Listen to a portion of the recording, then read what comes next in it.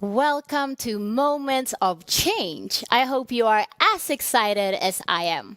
My name is Leila Trulsen, and I will be guiding you through today's program that is filled with inspiration, storytelling, lessons, music, and lots of hope. Get ready to gain new perspective on how we can invest and partner to accelerate our development the coming 10 years and how we can reach the sustainable development goals through innovation and partnership. But to kick off this event, we would like the host, Reach for Change, to give you a big warm welcome.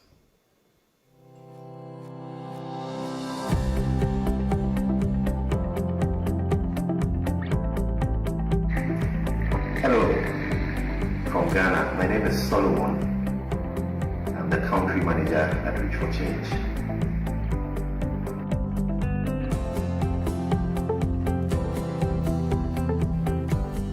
Sveicieni no Latvijas. Esmu Kristīna Vērtē un es strādāju Reach for Change.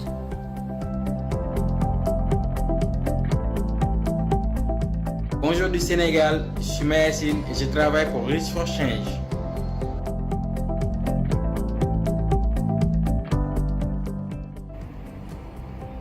Hej fra Danmark. Jeg hedder Christina, og jeg arbejder for Reach for Change.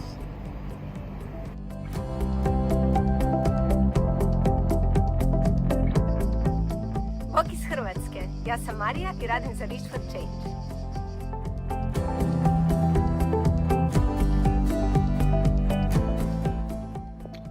ሰላም ጤና ይስጥልኝ። ዳዊት ነኝ ከሪች ፎር ቼንጅ አዲስ አበባ ኢትዮጵያ። እንደምን ናችሁ?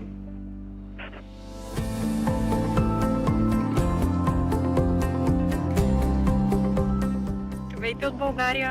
Казвам се Пламена и работя за Reach for Change.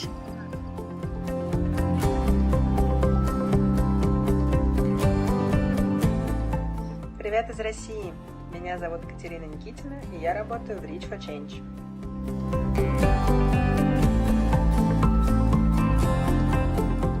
Hej från Sverige. Jag heter Niklas och arbetar på Reach for Change.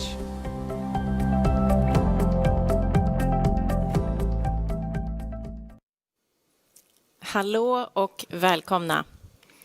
My name is Sofia Breitholtz. I'm the CEO of Reach for Change, and I am so happy that you have all joined us here today for the moment of change. Imagine you are a mother in Latvia with 2 kids, and you want what every mother wants for her child, the best possible future and education for your children. But you live in a hamlet outside of Riga, and urbanization and decreasing teacher salaries means that options are kind of limited. So you make a choice. And what you do is start your own school. Now, this school later has pioneered new curriculums that actually have gone on to spread in Latvia and in the Baltics. But I want you to think about this choice. Is this a choice that you would make? I don't think it's a choice that many of us would make. These are the not easy choices, but the brave choices.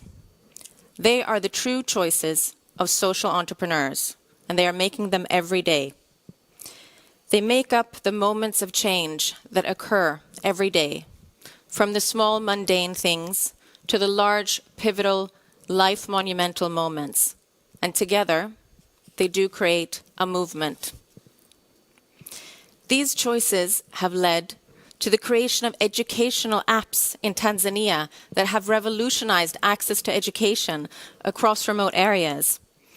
They have taught thousands of little girls in remote Ghana to code. They have saved thousands of children and young people from dying of lack of blood transfusions in Senegal. They have saved thousands of children and young people from dying of preventable diseases like dehydration in Ethiopia. These choices have created thousands of jobs and opportunities for unaccompanied youth in Sweden. These choices have taught children that when you go into a locker room, words matter, and you can't use derogatory comments about women. These choices mean that hearing impaired children in Russia are able to access museums. These choices have scaled from municipality to municipality, from region to region, to border across border. Their impact time again has been proven. They are smart and they are purposeful. And today, we will explore how social entrepreneurship can truly act as a catalyst to create a more sustainable, green, and inclusive world. Because we have 10 years to go for the Sustainable Development Goals to be achieved, and sure do we need smart choices. Now imagine taking the best of entrepreneurial thinking, the daring, the testing, the piloting, not being afraid to fail, and the ability to actually develop products that can revolutionize. Add to this a purpose-driven goal, one where the main driver is to promote more efficient social services or challenge antiquated models of delivery or come up with new technology and products that can actually solve critical environmental and social issues. Now, we know firsthand that social innovation can plug market failures and create more effective solutions and challenge broken systems. And in short, we cannot afford to not innovate when it comes to sustainability and social fields. One of the key lessons that I have learned from our community of entrepreneurs, so thank you to those of you watching, is that we cannot solve the problems of today using the same thinking that got us there in the first place. I am so proud of all the impactful work that the Reach for Change movement has accomplished in the past 10 years. I am so proud, but I am far from satisfied. The challenges we face today, from climate change to inequality to backlashes in poverty alleviation due to COVID-19, they need more. They need more investments, they need more partnerships, and they need more innovation. But don't take my word from it. Listen to the future.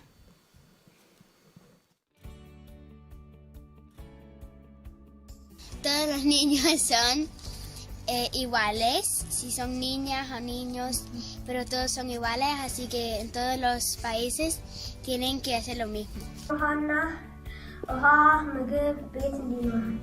Я хотела, чтобы это всегда было лето.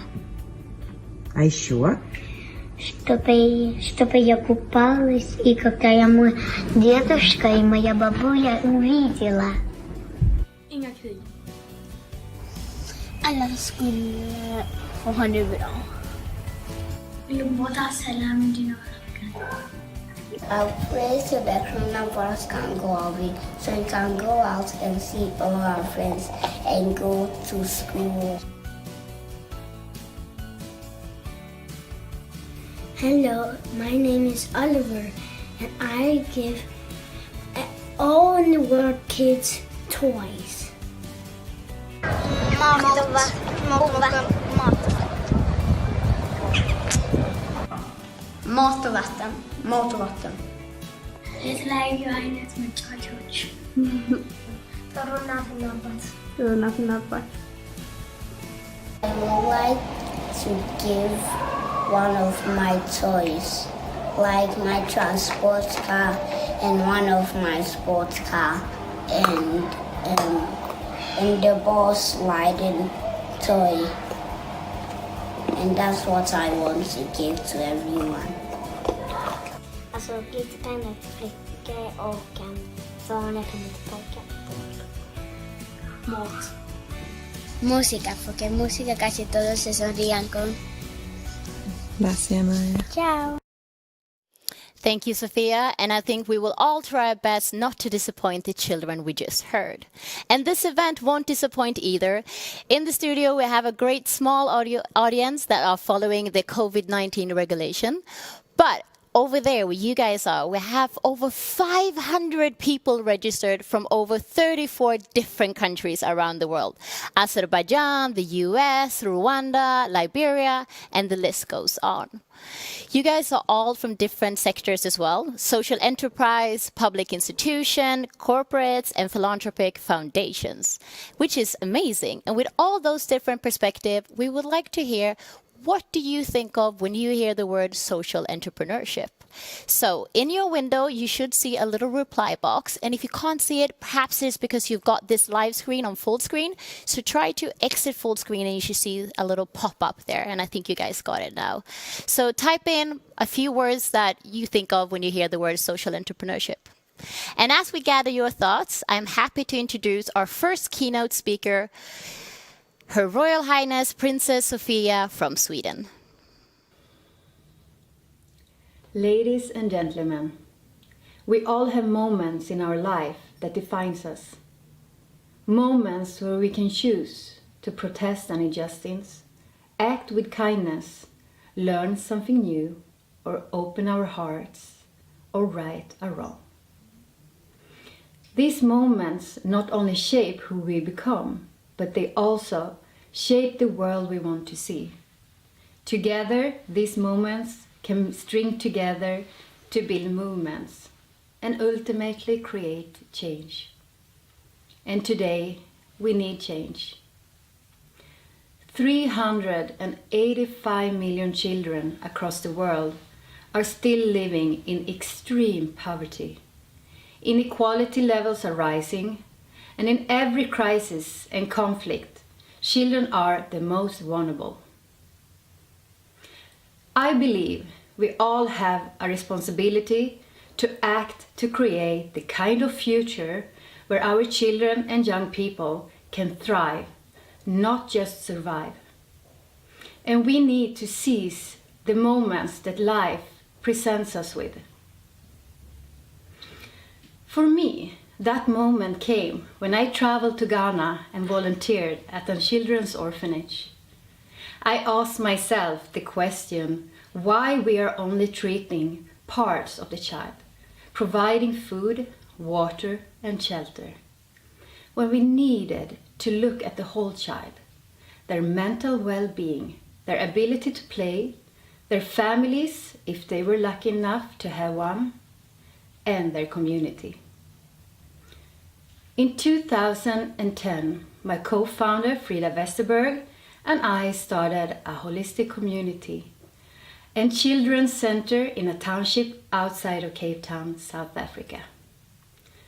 Today, our organization Project Playground provides a safe space, a home away from home, for more than 1,000 South African children and youth in the townships of Langa and Guguletu, and disadvantaged children and youth here in Sweden. By being a part of Project Playground, children gain self-esteem, determination, and belief in the future. Bit by bit, child by child, we know we are making a difference. But you cannot build a movement on your own. You need support. Not only do you need someone to believe in you, but you need concrete tools, advice, skills, and a network to build sustainable organizations and purposeful businesses. And that is why I am very happy to be here today, celebrating the 10th anniversary of Reach for Change.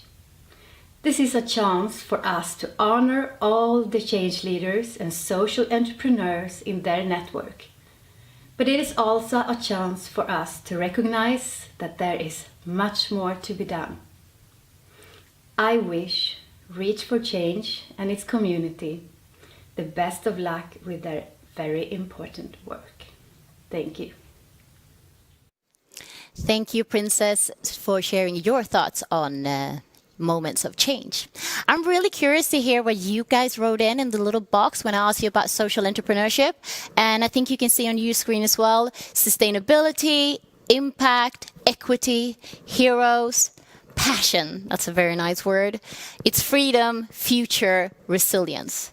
Amazing words, and I think we can all agree that it takes a lot to build a social entrepreneurship.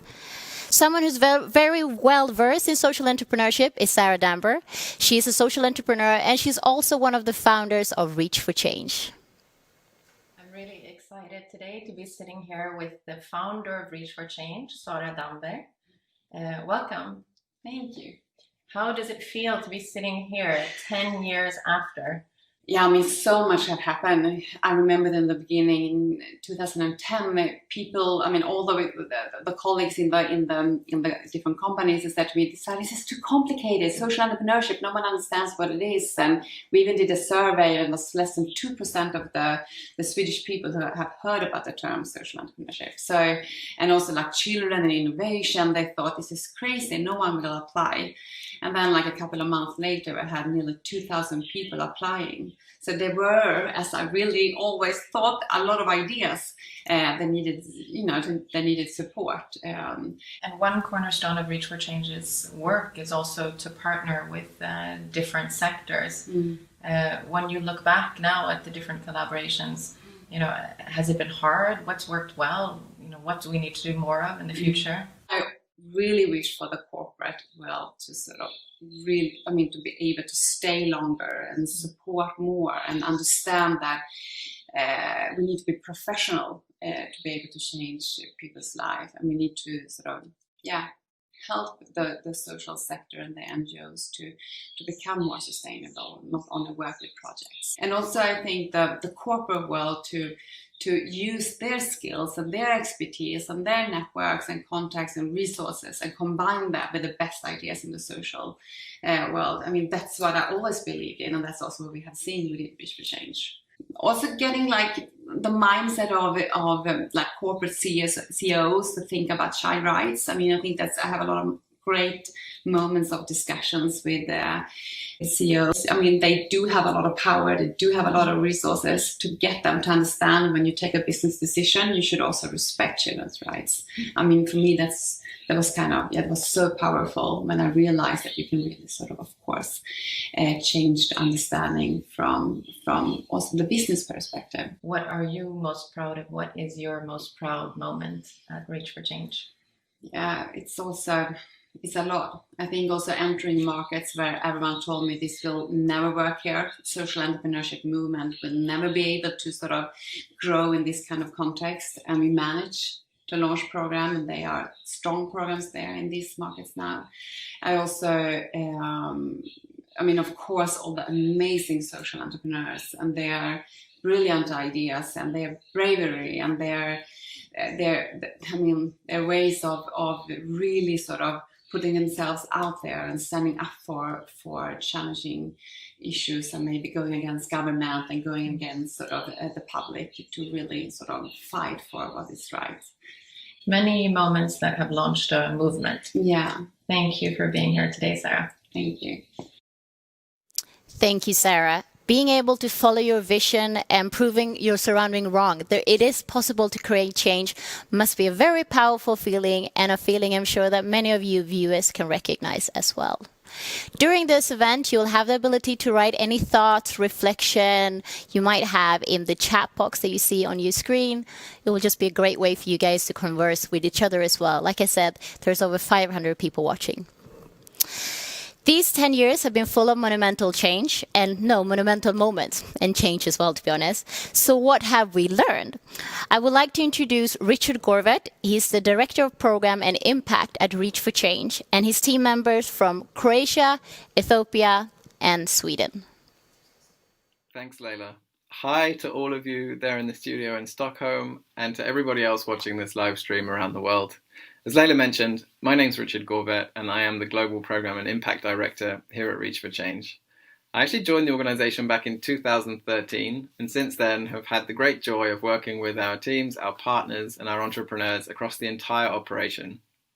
I'm so proud to be part of such a wonderful team, and it's been a huge honour and a privilege to be able to support and witness the remarkable work of the entrepreneurs as they struggle every day to improve our world for our children and young people. I can't quite believe it, but in 10 years we've been able to support over 1,000 entrepreneurs, and even more impressively, they've gone on to support over 4 million children and young people. During that time, of course, we've learned a lot of lessons, and today we wanted to share 5 of those with you. Dawit, over to you. Hi everyone, my name is Dawit Talahun. I am Reach for Change program lead in Ethiopia. Globally, we have supported over 1,000 entrepreneurs, but we have received tens of thousands of applications and expressions of interest. And we know even that is the tip of the iceberg. Here in Ethiopia, there are more than 30,000 youth, and there is a strong culture of contributing to the society. We introduced the concept of social entrepreneurship here a few years ago, and it has taken off.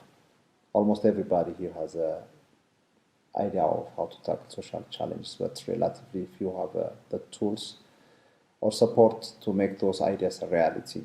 A big part of our 5-year country strategy is bringing innovation and social entrepreneurship training to more than 40,000 youth by 2025. We can't wait.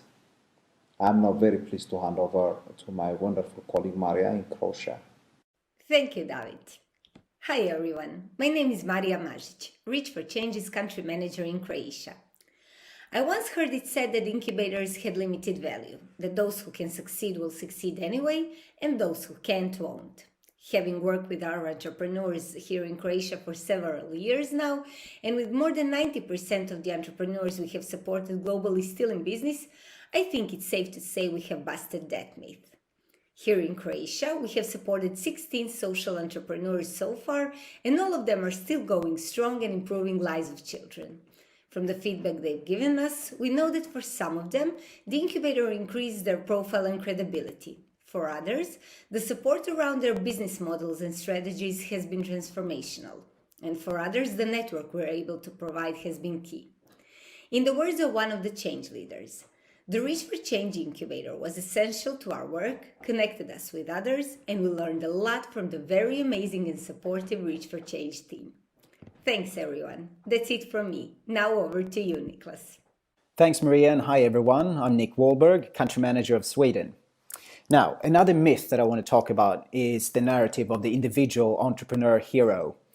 It's fun to imagine that it's individuals that single-handedly take on problems of the world. But the truth is, of course, that no social entrepreneur succeeds in a vacuum. And frankly, nor should they.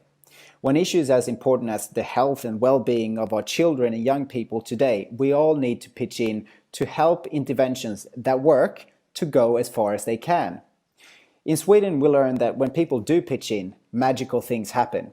Not just for the entrepreneurs, but for the individuals, companies, and organizations that support them. From impact to brand loyalty to employee relations, for our partners, the return on investment opportunities are significant. Now, we're always focused on building win-win partnerships, and we still get excited when we have a new partner coming on board. And believe me, we want more of that excitement. Now, Ida, over to you. Hi everyone, my name is Ida and I am one of the impact managers at Reach for Change. When we were getting started, the general consensus of the incubator community was that impact measurement was too hard.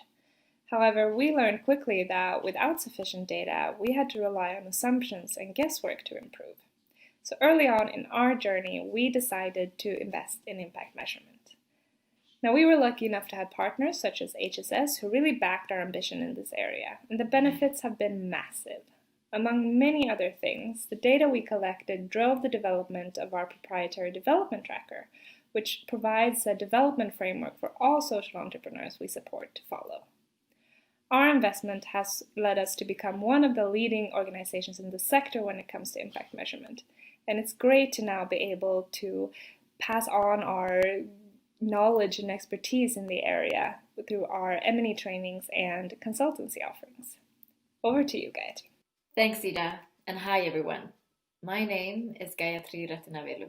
I'm a program manager here in Sweden, and I've also been leading the work on our scaling toolkits.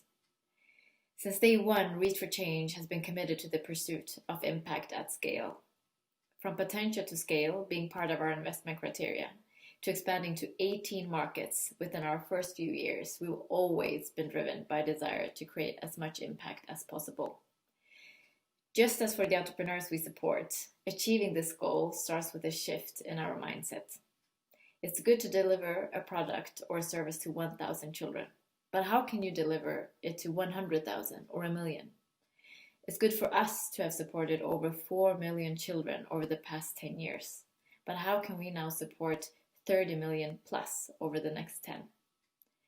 With this in mind, we have added an accelerator program for those preparing to scale, and we're developing ways to offer more of our support effectively online.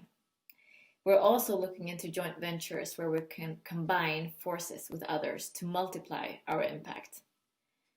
That wraps up our 5th lesson. Richard, back to you. Thanks, Gaia. So there you have it, 5 lessons from our first 10 years. But I'd actually like to leave you with one belief about the future, and that belief is that the future belongs to impact enterprises.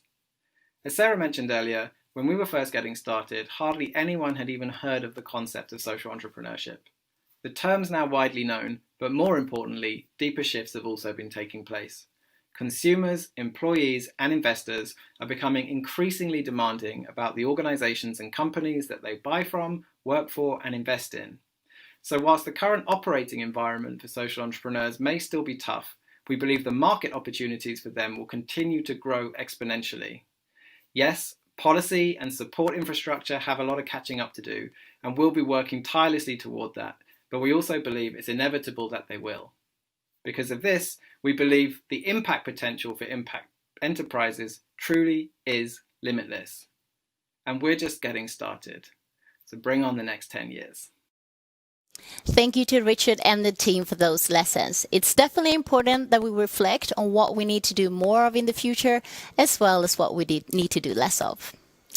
As you all know, Sweden is Reach for Change home market, and ever since the launch in 2010, the sector has changed and developed, but one thing remains the same, and that is the commitment of the entrepreneurs in solving the pressing issues of today. Here in Sweden, we see a rising level of unhealth among youth, which brings us to Anso Blixt. Anso founded an organization called Tilia that provides online chat services and catered arenas for children and youth to get support, so they don't need to enter the healthcare system. They work with a lot of preventable health measurements. During their time in the Reach for Change incubator, they went from one local office to 5, which is very impressive. So I have to ask, Anso, what is your moment of change? One of my personal moments of change when I was about to start Tilia, it was when someone told me you don't have to know everything and you don't have to do everything on your own. That made me dare to start this organization and be good at meeting kids and youth. And then I slowly realized that everything else around that someone could help me with. Another big moment of change is now when Tilia is running, when I see a moment of change in the eyes of those kids and youth we are supporting. It can be when you see in someone's eyes that they finally can take a compliment in. I can say, hey, you look fine today, after years of self-hatred. Or when someone finally realized that everything that happened to them when they grew up, it wasn't their fault. And then I just can't do this video without saying thank you to Reach for Change. It has been a huge moment of change after applying 4 times, become a change leader. I was working night shifts, studying, doing all this, try to get everything together, and when I finally became a change leader, that made me, it was a big start for the dream I'm still working with, Tilia. Thank you, Anso. You definitely don't need to do anything on your own. And this event is hosted by Reach for Change with partnership with Danske Bank. And Danske Bank has many initiatives aimed at supporting impact entrepreneurs. We have talked about reaching the Sdgs, we've talked about investing in social innovation, but who's going to pay? Is there a market out there? We will listen to our panel discuss this in a session called Investing for Agenda 2030, Are We Missing Out? But first, we will hear from the Swedish country manager of Danske Bank, Johanna Norberg, introducing some of their latest findings on this specific topic. Hi, thank you. Hello everyone, my name is Johanna Norberg and I'm the country manager for Danske Bank in Sweden. Danske Bank is the second largest bank in the Nordic, and size really do matter. By the virtue of our size and our expertise, we can make a difference. And we actually do. Our platform, The Hub, is the largest online startup community in the Nordics, and our platform plus Impact has supported more than 1,000 impact startups the past 2 years. $12 trillion. That is the value of the SDG market according to UN. This is a huge business opportunity that we should take advantage of in Sweden to a larger extent than we actually do today. We have the technical know-how, and I believe that there is a real passion in the startup community to be part of changing the world. Swedish startups can make a difference and take a leading position within impact tech. But why don't we? Danske Bank recently made a Nordic study of the impact startup community, and the most prominent findings were the fact that Swedish startups do not think big enough, not digital enough, and they are too focused on the local market. In addition, what also worries me is that female founders focus mainly on low-tech business models, while men, to a larger extent, focus on digital high-tech business models. We found that Swedish impact startups do not focus enough on areas where buying power is, like, for example, the medtech industry, edutech industry, and solutions for clean cities. And all this means that we do not see enough scalable growth companies in Sweden, and that we cannot take a leading position within the global impact tech market as it looks today. That also means that it will be more difficult to get access to private equity now, but also in the future. Thank you.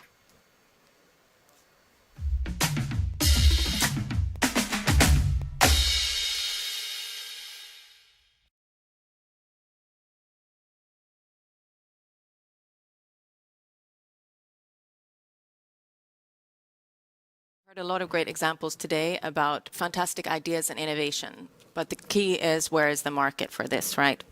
So joining me in this panel where we're going to discuss that, but also identify specifically some barriers that female entrepreneurs might face rather than others. I have Michaela in the studio, Johanna in the studio, Staffan via link, and Faraja via link. So welcome all of you. I'm very happy that you can be here with us today. So Johanna, I'm going to start with you. You have some pretty interesting findings here. You were talking about the size of the market potential that the UN estimates, but you were also talking about the startups that are thinking too small. Can you expand a little bit about the other barriers that you feel that you see here? Well, I think this is actually a problem because if we as a country that has a quite vivid startup community, if we don't really manage to capture the opportunities that are out there, because really when it comes to today's business, there are no borders or cities or countries when it comes to business models. And if Sweden do not take the opportunities, somebody else will, and Sweden as a country will continue to lose out. So I think this is a problem for us. Thank you. So Staffan, your mantra is to back the companies of tomorrow. And in your work, you've invested in companies such as Spotify and iSettle, that was recently acquired by PayPal, and digital healthcare companies such as Kry. What sectors will we see? Where are the startups coming from in the future, if you can go into the future? And will these startups be able to really contribute to the SDGs? Yeah, hi. So thanks for having me. That's in many ways the billion-dollar question. I'm not sure I can give you straight answer on where the most exciting companies are going to come from. But one thesis that we followed quite closely the last couple of years is to look beyond tech and actually look at GDP and look at the large portions of GDP that are not yet addressed by tech. I think big sectors could be transportation, real estate, banking. We're doing everything we can to disrupt the big banks out there, and so on. And on the question, will they help to reach the overall SDG objectives? Yeah, I actually think so. I mean, take a company like Kry. They make sure that people, regardless of where they are, get access to healthcare. And also, if you're a doctor or nurse, you can provide your service to consumers regardless of where you are. Thanks, Stefan. I'm also thinking about the disjoint between the amount of capital available there and maybe who has access to that capital. And Michaela, I'd like to turn to you here. I mean, there are global estimates that say that, only 3% of venture capital goes to female founders. I saw from your website, Feminvest, that you have some figures around 1%. Why are we still talking about this? What are the challenges? Because it is the truth, even though we see that from some surveys that have been executed that women are delivering twice as much revenue of the invested amount that they get, $1, compared to guys. They would still not get more than, I've seen different examples, but between 1 up to 2-3%. Some sectors for tech obviously is more attractive. It actually starts before the pitch. It starts with women wanting to stand up and stand for the numbers that they give from early on. And as they don't present such bold investment ideas the guys would do, but also in the pitch room, they don't get encouraged for what they bring to the table. There are different data that shows that women get questions like, okay, how are you actually going to reach those targets? And this is a huge idea. How can you really be successful? Whereas guys get the, wow, great potential. How are you thinking? How rapidly can you reach those goals or milestones? So we have to start really early on understanding that unconscious bias, male investors are dominating the investment scene, and they tend to invest in guys to a greater extent than they invest in girls. Faraja, I'd like to turn to you because you are a female founder, an impact entrepreneur. You're also an alumni of the Reach for Change program, and you've also scaled your tech program quite significantly across other markets in Africa. Do you recognize what Michaela is talking about here, both in that women maybe don't think big enough, but also that there's unconscious bias? What's your experience? I think so. First of all, as women, we're very hard on ourselves, and I do agree with Michaela in the sense of the bias, but I think the first bias is internally. And if you look at statistics and data with aiming at gender parity, we see that a lot of women will not take up opportunities unless they feel they qualify 100%. So if you consider the Harvard Business Review report, you would see that close to 80% they will not take up opportunities unless they feel that they are actually 100% qualified for that opportunity. And that, of course, cuts across not just in employment, but also in entrepreneurship and the choices we make of industries and sectors that we want to be engaged in. We'll really gauge whether we're capable based on previous experiences in the market, but we'll also shy away from sectors which perhaps are seen to be male-dominated industries. I heard about logistics and transport and fintech and disrupting banks. And somehow, as women and as a female entrepreneur, I could feel that that's an area that perhaps it's very male-dominated, and I may not feel like I have a place. But I also think at the same time, entrepreneurship is a behavior that has to be cultivated the same way that that men chose to engage in such sectors is because it was cultivated. They saw role models who had gone before them, engaged in such sectors. They were getting access to information, they were getting access to knowledge of those sectors, of entrepreneurship, of business opportunities. So I think as women, and at this point in the history of mankind or womankind or humankind, so to say, I think we're very well positioned in several areas to just take on the opportunities. And yes, I do agree with Michaela, but I think it starts with us. So Staffan, what are your thoughts? Do you think, do you agree with some of these points that have been brought up around, like, what can the investor community do to capture more? And I'm not only thinking women, I'm also thinking people with entrepreneurial skills, but maybe from other backgrounds. Yeah, so, I mean, first of all, I think we as an industry need to do a better job than we have done historically, and I think there's no way around it. Maybe there are also some, internal aspects among women. I'm not the right person to comment on that, but we can definitely do a better job here. What I think, and this was touched upon before, I think perhaps one of the key things that we should all focus on together is to start by identifying and celebrating role models. Because if you think about the tech and the startup industry in Europe, for 20 plus years, it has been an industry where we thought to really make it big, you probably have to go to the US and specifically to Silicon Valley. But then, 12, 13 years, I had the privilege of meeting a then, 22, 23-year-old guy, but still, who started a music company. That music company was Spotify, and that's today a $50 billion market cap company. And today, there are very few among the most ambitious entrepreneurs across Europe that don't think they can build it out of Europe. And this whole thing about having to go to the US doesn't really exist in the same way. And I think the same way for female entrepreneurs and diverse entrepreneurs. If we can find them, celebrate them, I think that so many will think, hey, it can be done. If that person can do it, I can also do it. So role models. Johanna, I'd like to close it with you for a final comment.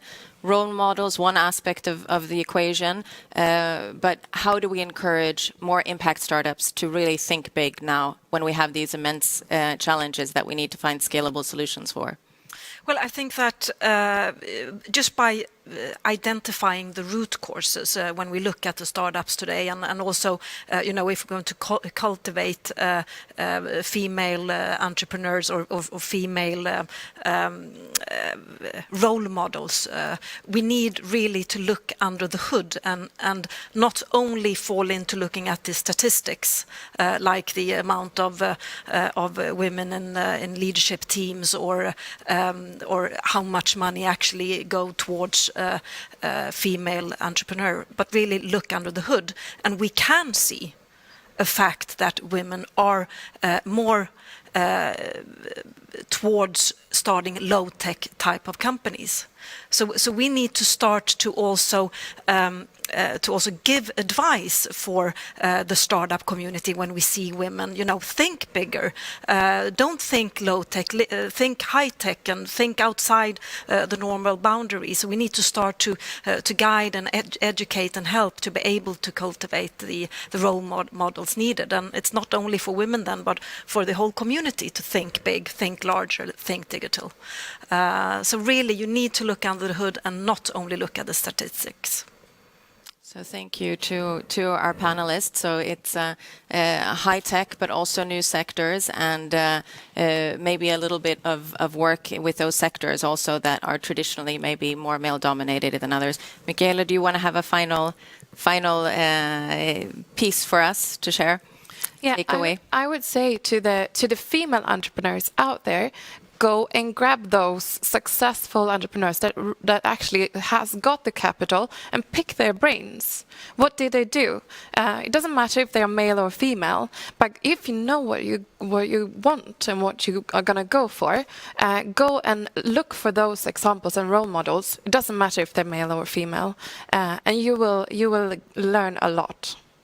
And Faraja, one final very, very short piece of advice to all the impact entrepreneurs who are wanting to make the same journey that you have done. One, keep searching. Opportunities are out there, but search within your local context, and you can always find challenges around you, and within those challenges are opportunities. But don't stop searching, don't stop looking, keep searching. Thank you to my panelists, Faraja, Staffan, Johanna, Michaela. Thank you so much for very good insights. So, at Reach for Change, we are truly convinced that we need to cast a very wide net so that we can find very diverse kind of solutions that represent truly the kind of society that we have around us today. And we actually have 69% of our female impact founders who are in our portfolio who are female, and we're very proud of that. But we also want to encourage them to be able to scale and actually to take this to a kind of a policy level so that we can change things on a bigger scale. And so that's why I'm very happy to launch a special program today. We are excited too, Sofia. Hi, my name is Tove Ahlström, and I'm the CEO of the think tank called Global Utmaning, which means Global Challenges. We are happy to be working with Reach for Change in the importance of lifting social entrepreneurs when they're making inclusive solutions. Through connecting these entrepreneurs with networks and policymakers in international forums such as UN ECOSOC, we hope to really advocate for how we can reduce barriers for social female entrepreneurship. My name is Adrian Tedros and I work for the Swedish Institute. We are a public agency that promotes interest and trust in Sweden. We currently have 28 leadership programs where the focus is on enhancing the skills of individuals who have the capacity to contribute to sustainable development. We've been doing this for almost 10 years in our leadership program, She Entrepreneurs, that target young women entrepreneurs from the Middle East and North Africa. We are therefore now very excited to take this to the next level and partner with Reach for Change and Global Utmaning to build the capacity of a number of female entrepreneurs, but also to collect learnings and showcase real stories that have the power to change flawed systems. Thank you. Thank you, Global Challenges and the Swedish Institution. We look forward to following your work. Another exciting partnership that Reach for Change is launching this year is, you gotta bear with me here, it is commissioned by the German Federal Ministry for Economic Cooperation and Development, co-founded by the European Union. And this program aims to build capacity, tech entrepreneurship skills, and build resilience in the fragile border between the Western Ethiopia and the Eastern Sudan, especially for women in this fragile time during COVID-19.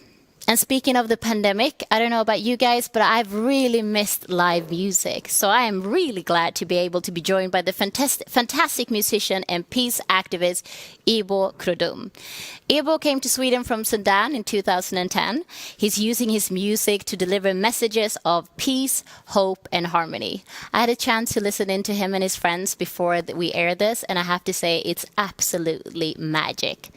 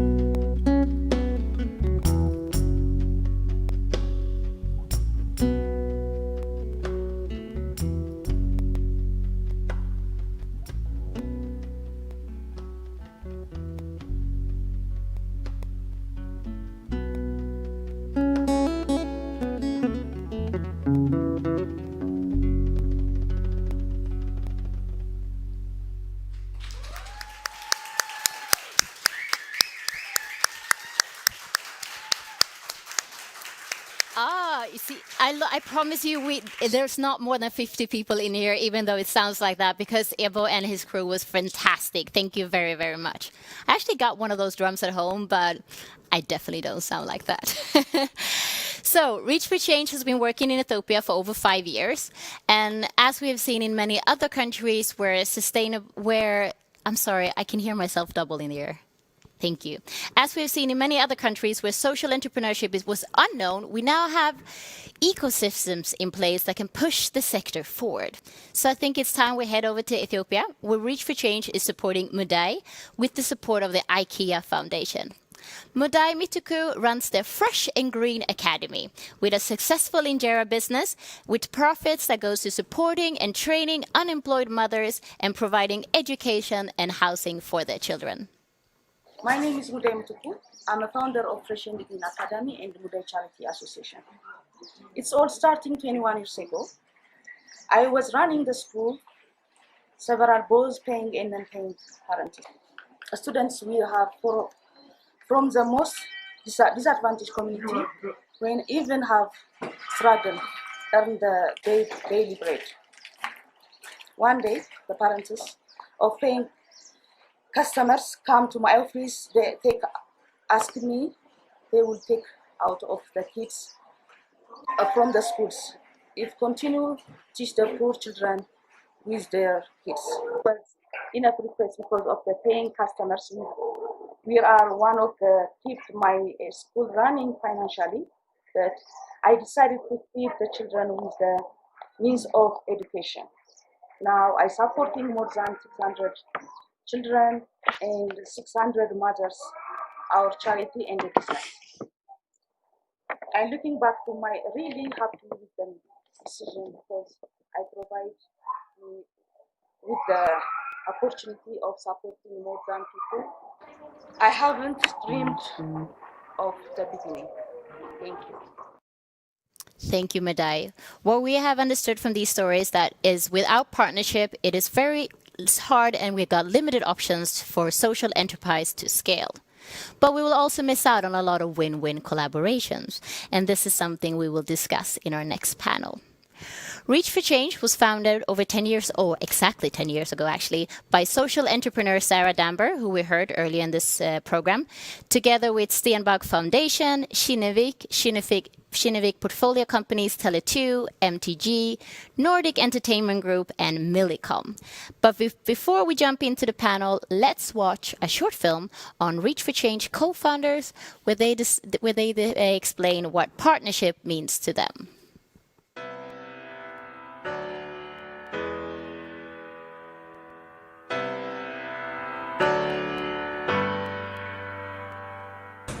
Ten years ago, I found myself in excruciating heat in a forest in Ghana, surrounded by teenage mothers working in a quarry, turning stones into gravel with their newborn babies on their back. Doris, 15 years old, rescued those girls. She took them out of the quarry, she taught them English, she gave them a chance. That trip, arranged by Reach for Change, changed my life. Why? Because I could see the effect one tiny person can have. Today, I spend my day supporting entrepreneurs just like Doris, entrepreneurs who help solve the world's greatest challenges. As a board member of Hugo Stemmick's Foundation, I am proud to support the amazing work that you do every day. Over 4 million children and youth have been supported by Reach for Change, but change takes time, and your work has just begun.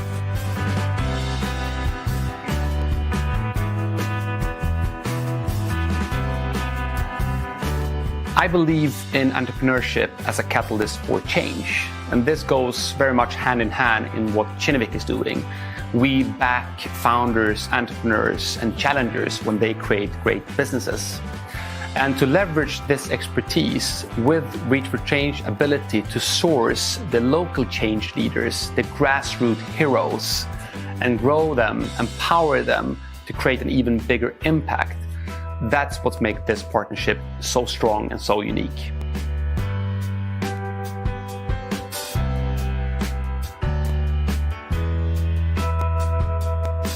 On an overall level, I think a great sense of being proud of that we're doing something, hands-on together that has a positive impact on the society we live in. But also on an individual level, a lot of my colleagues throughout these 10 years have been partnering themselves, supporting social entrepreneurs with their skills. So it could be sales and marketing, it could be within accounting and finance, or within HR related questions.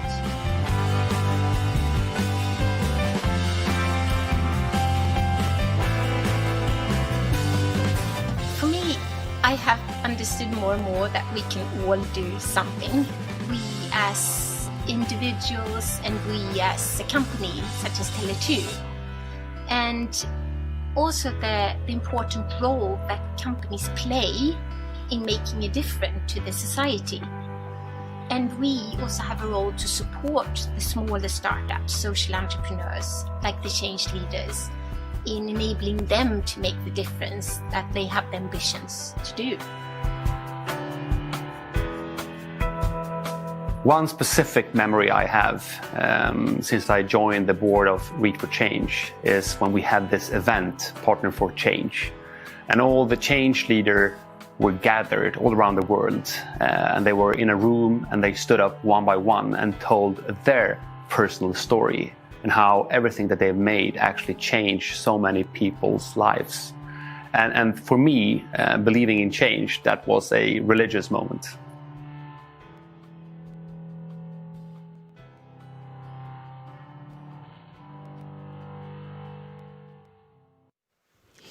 I would like to welcome my panelists on link. We've got Patrick Obonyo, IKEA Foundation, as well as Ulrika Moder, the UNDP. And in the studio, we have Victor Wahlström, Tele2. Welcome. Thank you. This panel is called What Partnership Do We Need to Forge the Coming 10 Years? It's a big question, but I think you guys are the right people for it. If we start off with you, Ulrika, we only have 10 years left to reach the United Nations Sustainable Development Goals. And I know this is a very wide question, but how are we doing? Well, even before the pandemic, that we now know has infected more than 33 million people, with 1 million people dead, and then we can't account for all the people who are suffering, because as United Nations Development Programme, we can also tell that the socio-economic crisis that is hitting countries as we speak will take many countries, not least the sub-Saharan countries, decades back with regard to what we call human development. But I think, as we were seeing also in the previous discussion, that it's certainly the time to reimagine the world and remind ourselves. 5 years ago, world leaders took an incredibly important decision to work towards the Sustainable Development Goals. That is, to see to that any economic development needs to be inclusive and sustainable. You need to take into account social sustainability and environmental sustainability. And as we speak, a number of countries across the world are actually investing a lot. And they can invest in a green recovery, then they can invest in more equitable recovery that will take us forward. Because right now we are actually moving backwards. And this was also what we could see last year ahead of General Assembly, when we were looking at the Sustainable Development Goals. In a number of areas, but I'm just going to mention 2 really important of them, we are moving backwards. And not only the global south, but actually also in many of the countries in the global north. We see increasing inequality across the world, in between countries, but also within countries. And this is exactly why the pandemic has hit so hard, because of the increasing inequality. And we see that countries are not working enough to combat climate change and also to deal with the disaster situation we have with regard to biodiversity. Thank you. Patrick, I could see that you were nodding when Ulrika was saying that we're moving the opposite direction in some questions. You being a philanthropist, what role could philanthropy play in achieving these goals? First, at the IKEA Foundation, we believe deeply in helping people create a better life for themselves and protecting the planet. And as you know, the SDGs are quite interlinked. And that's why we believe improving people's lives needs to go hand in hand with protecting the climate. As philanthropy, we have risk-free capital. And I think, the risk-free capital we can use to spur innovations, to make big bets on some of the SDGs, but also we can use our convening power to break the silos between private sector, businesses, governments, and civil society. And for example, in 2018, the IKEA Foundation, along with other foundations, committed 300 million towards climate change. That, in addition to 400 million that we committed in 2016, brings the total commitment of 700 million to support climate mitigation and adaptations to 2014.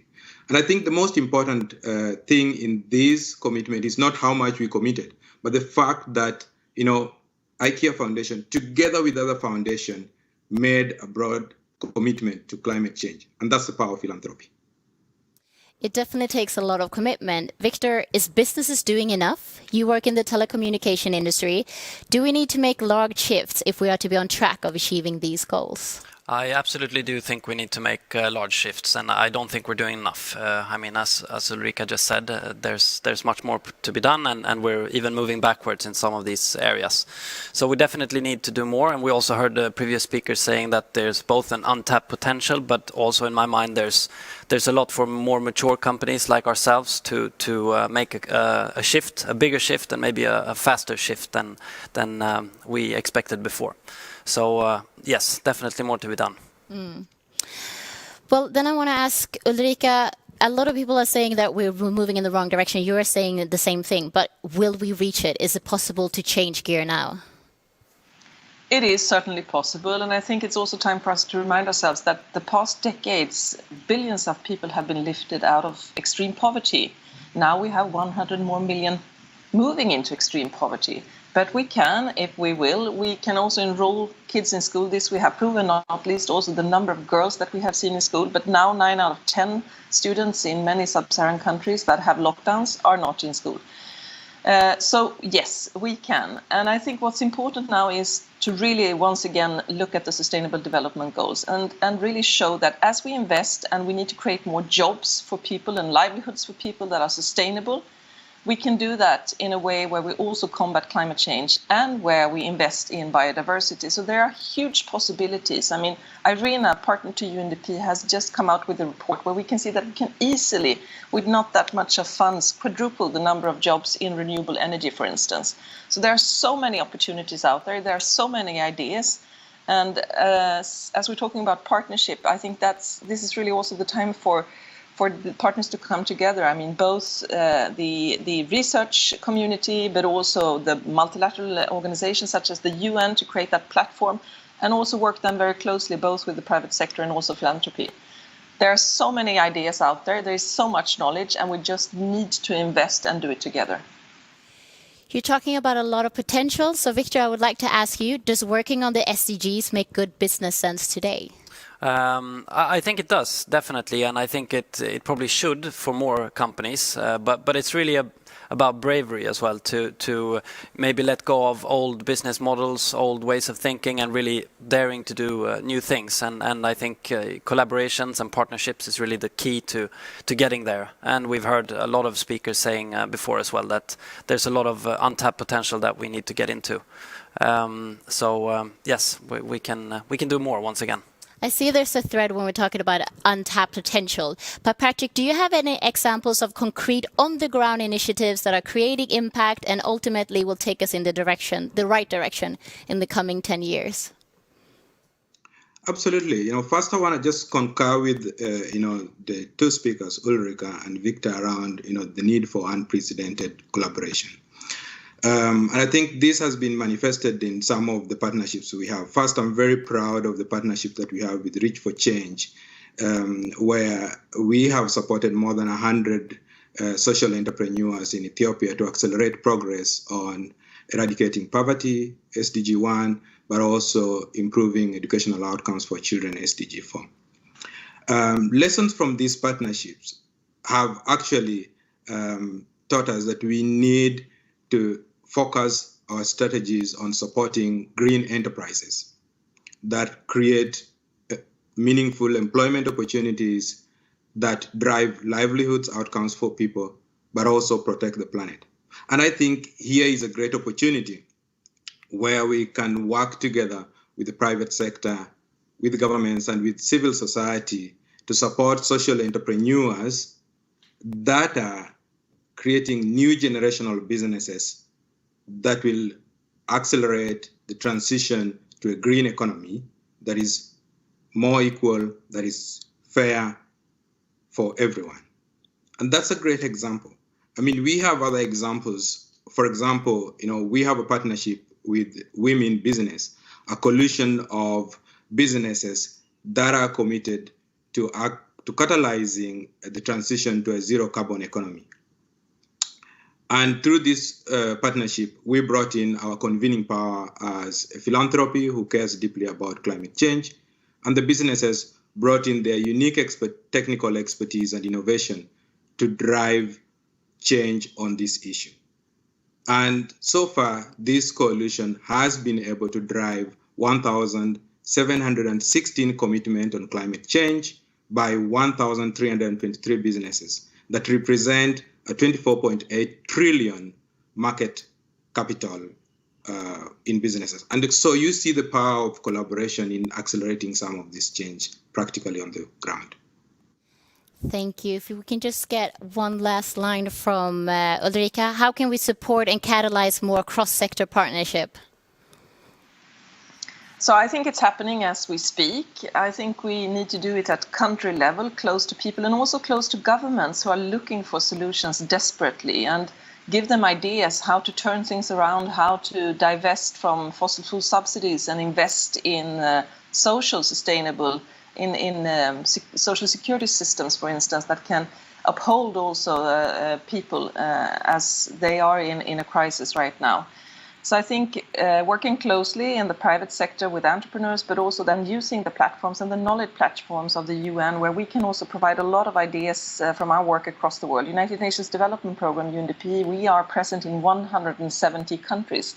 And of course, that knowledge base that we develop together with partners in private sector, with entrepreneurs, but also with governments, is incredibly rich.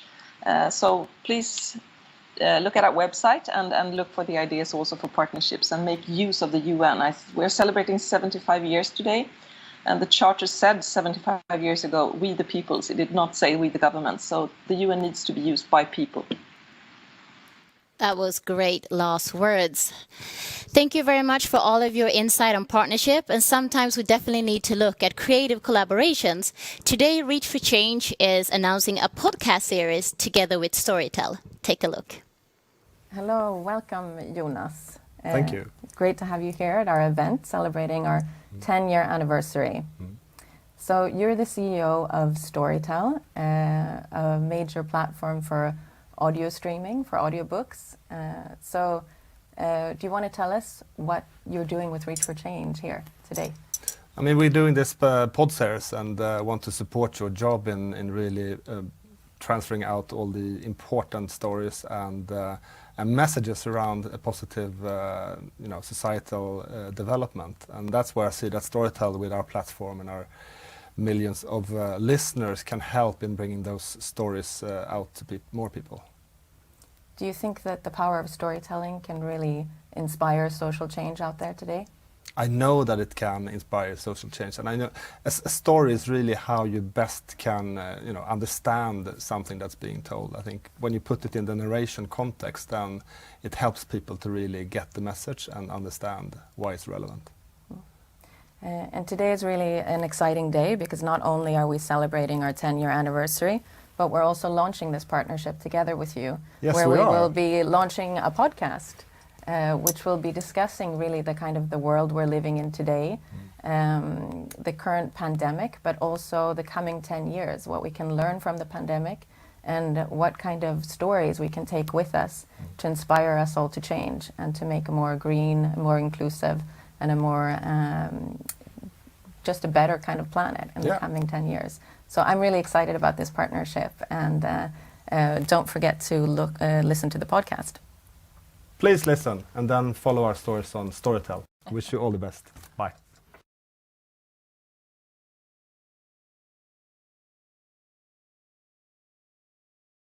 I will definitely listen to this podcast, and I hope you will too. Now to Bulgaria, where storytelling has played a large role in inspiring more social entrepreneurs to act. We're going to hear from Ivan. He's the founder of Single Step, an organization that provides chat lines and support to the LGBTQ community in Bulgaria. My name is Ivan, and I'm the founder of Single Step Foundation in Bulgaria. Up until 4 years ago, my life was completely different.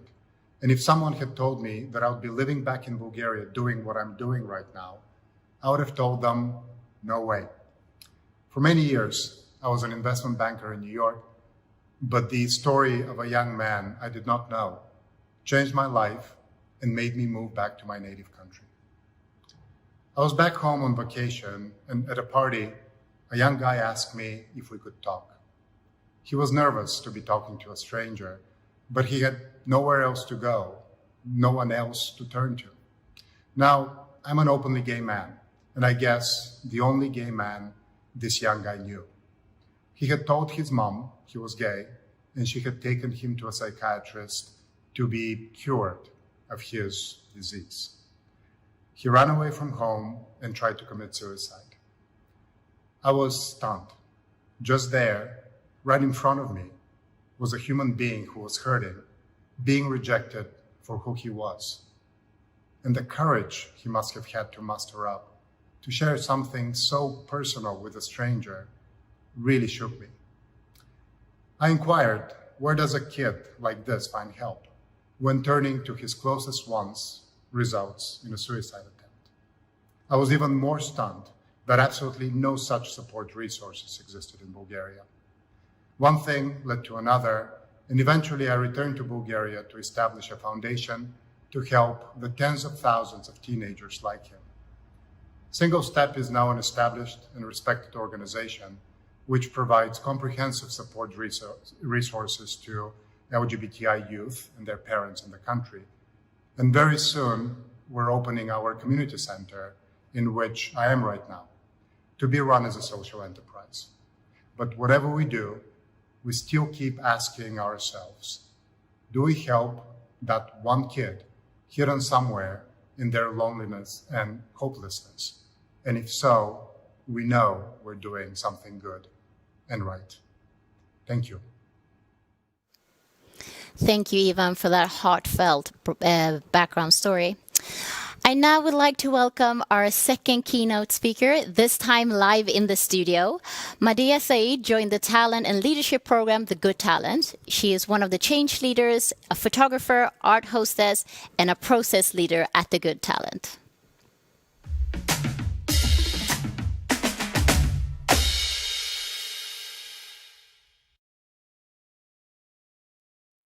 How do you make history? A 15-year-old me said, Abu, which is dad in Urdu. I said, Abu, I want to be the president of Pakistan. I want to be the new Benazir Bhutto. I said, Abu, I want to make history. And Abu said, but you're from Fittja. And he was right. He just wanted me to be realistic. Fittja is a suburb of Stockholm, Sweden. The unemployment rate in Fittja is double compared to the Stockholm, Sweden. 80% lacking higher education. Maybe not the best place for me to think, hey, let me be the president of Pakistan. But Abu said something that made me think even more. He said, who's gonna even listen to you? I was 14 when I first held a camera in my hands, in my tiny, sweating hands. I squeezed it and I pressed it against my chest and I said, let's make history, Madiha. Little did I know how, but it just sounded cool to say that. You see, with photography, I felt like I had the power to choose what to capture and what not. To show the beauty of the community, the beauty of being a woman, the beauty of being who I can become.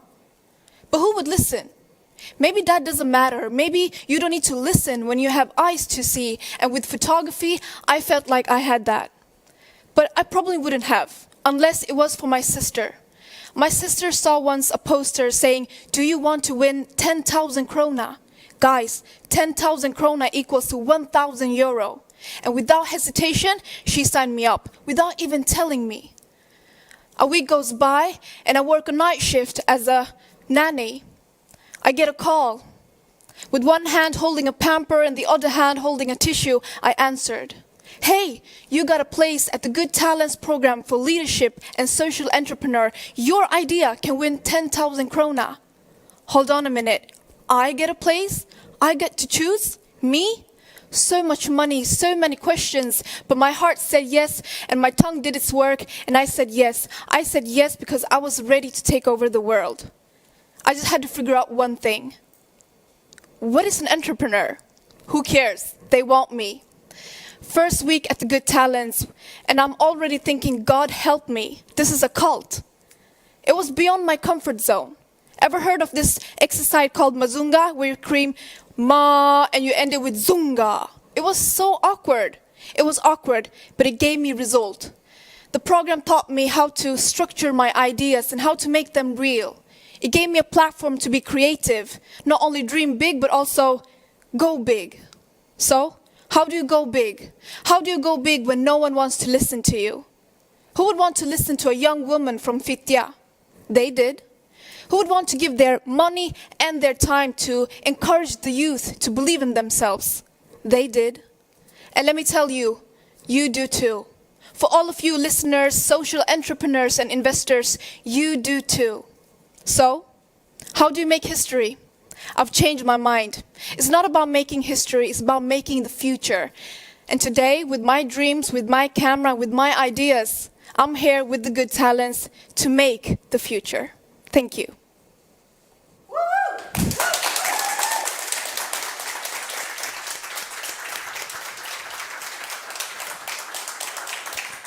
It's not about making history, it's about making future. That gave me the chills. That was Madea Said. That's a name to remember, I'm telling you. A round of applause again. Amazing.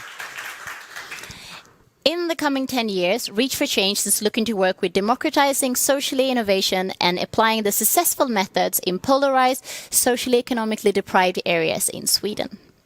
Today, we are launching a cooperation with the Järva-based incubator Bling, supported by the Postcode Foundation. Together, we will build local capacity and capture the entrepreneurial spirit that is so often overlooked. Let's hear Decca give us some more insight on this very special project. Hi, my name is Amal Saeed, and I'm from Bling Startup, an organization that was created with the intention to create opportunity to those who don't get equal opportunity. And we are so excited to be working with Reach for Change on this, who have experience in capacity building and support programs. It is truly a great partnership. And we're also excited to be supported by the Swedish Postcode Foundation. And from the entire team at Bling Startup, we would like to wish you a happy 10-year anniversary. Thank you, Amal. Sweden is not the only country where Reach for Change has massive goals. Take a look at this.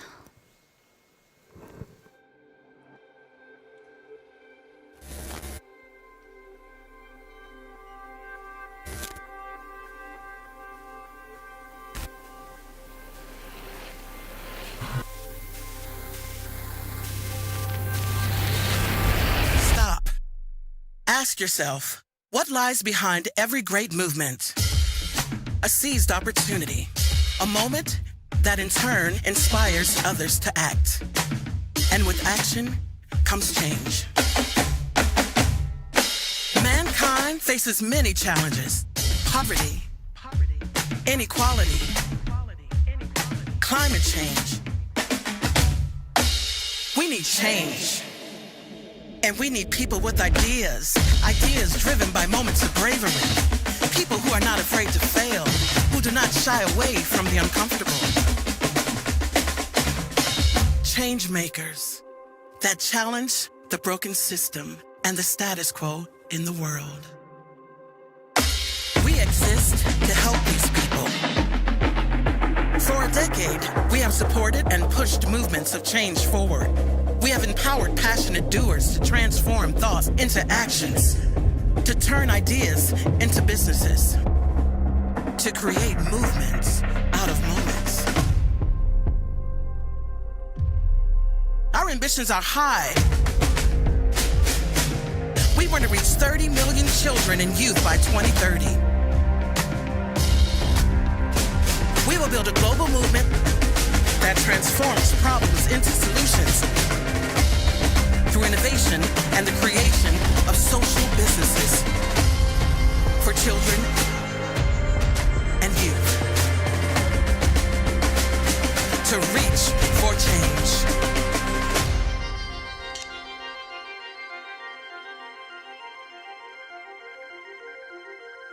Join us.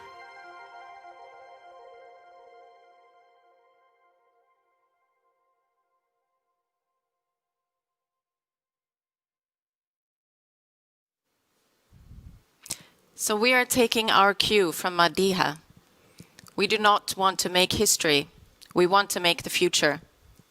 And by 2030, we have ambitious goals of 10xing our impact. And believe me, from everything we've heard today, it's needed in the world. This is not a commitment that we take lightly. We know that it will require more of us than ever before. We know that it will require us to push ourselves to build the most optimal support programs for scale. But we also know that it will require us to forge new types of partnerships and new thinking. We are humbled by our task, but we're also fueled by a sense of urgency. From Sweden to Ghana to Bulgaria to Ethiopia, we listen to our local innovators. They own the problems, they also own the solutions. We ask you to join us and be part of the global movement. And with me to make that appeal is Georgi Ganev. Over to you, the CEO of Kinnevik, one of our co-founders. Hi, Georgi. Hi, Thea. So tell us, why are you committed to this method of social entrepreneurship? I mean, I guess Kinnevik and me personally, we have always believed in the power of entrepreneurship to change, right? It's a strong force. And with social entrepreneurship, we cannot only create a product or a service that changes a sector or an industry. We can change the society at large to the better. So what's not to like about it? And what do you hope that we will achieve in the coming 10 years? I mean, look what we have achieved in the past 10 years. I would like to start there to zoom out a bit and say what a great platform that you, Sophia, and all the partners, have created. And so many children's lives that we have impacted through these change leaders. So with this platform now, I think the coming 10 years and with the help of your, hairy goals that you have set up, I think we can create so much more. And I mean, you're great at spotting talent and at spotting kind of new sectors, and you're great at spotting the kind of the challengers, what will be ahead of the curve, right? Why would you encourage people to invest in Reach for Change? I mean, I guess as an investor, we believe that you can't only sit and look at the ecosystem. You need to live in it. So as an investor, we meet a lot of entrepreneurs. We meet a lot of our, competitors, our peers, companies out there. We're in the ecosystem. And that's the same thing here. I think everyone that is serious about this needs to have an organization to actually invest in the people, the change leaders, the change ambassadors in the ecosystem. And with the organization that Reach for Change has, that is actually doable. We have proof for that, and I think that's the only way to do it. Yeah. So as you said, it's a hairy goal, but it's doable. It's absolutely doable, and I think that everyone that is serious about change and wants to create a better and brighter future, they should definitely partner up with Reach for Change. Thank you, Georgie. Thank you. And today we're also launching our new campaign site where you can all share your own moments of change. Because I would like to ask you to help us to share more actions, more commitments, more stories. As we've heard today, we need more role models, we need more inspiration, because the solutions are really out there. So I would hope that you also help us in supporting the catalyzation of innovations that can actually go to creating the future, as Matthias said. So thank you also for watching, and we're going to invite our fantastic moderator back on stage, who I'd also just like to give a hand for in the studio for all your hard work. Thank you. Thank you. What a great last conversation with a lot of takeaways. If you guys want to know more about this campaign, you can head over to reachforchange.org/moments of change. So we're getting to the last musical performance, and I know you heard these guys before, so it's not time to log out yet. But before that, we want to give a massive thank you to our main partner for this event, Danske Bank. We would also like to thank all of our panelists, speakers, as well as Reach for Change partners across the years, and you will see all of your names rolled with the credit. The Reach for Change community and staff across the world for your tireless work. And of course, we would like to give a massive thank you to all of your listeners at home there. Maybe you're at work not working, but we're happy with us today. I would also like to remind those of you who registered for the campfire session to follow the instructions of your login. So for our last minutes together, we would like to welcome Ebo back on stage. And as we listen, our thoughts go out to Naomi, one of our passionate entrepreneurs from the DRC who sadly passed away this year. Thank you.